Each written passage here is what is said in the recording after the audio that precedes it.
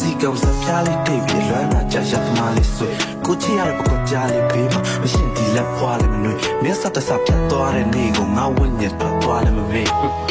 မင်းမရှိဘွားရှောင်းလန်းကျန်းတော်မူတင်းနှုတ်ထက်ကြောင်ကရန်လွမ်းတာမျိုးမင်းတွေတဲ့ရဖို့ဆိုမနှလုံးသားတစ်ခုလုံးလောင်ချမ်းစမ်းပွားလို့ပြောတဲ့ကောင်မင်းမာယာကြောက်ခွင်းနဲ့နောက်တစ်ခေါက်ပြန်ပြီးထောင်ဖန်းစမ်းမှာမျိုးဒီလိုသိရတဲ့လိပ်ပြလေးဘယ်တော့မှမနာမဲ့ခေါင်ရပန်းဟာကိုခဏနဲ့တော့နဲ့တို့တဘွားလုံးစသိကြမိနေတဲ့ကိုအလွန်မိခွတ်ထွရှာတဲ့သူအလွမ်းစိတ်ကိုပြန်မဖြစ်တာမိနေတဲ့ကိုမင်းစိတ်နဲ့တီမာတီနေတဲ့ကိုနာရီကိုပြန်ကျင်ညာမိနေတဲ့သူတယောက်တည်းကြည့်တဲ့ရုပ်ရှင်မှာခွန်ခွာပြီးတန်းနေကြစီရဲ့ပို့လမ်းခွက်ကောက်ပုံ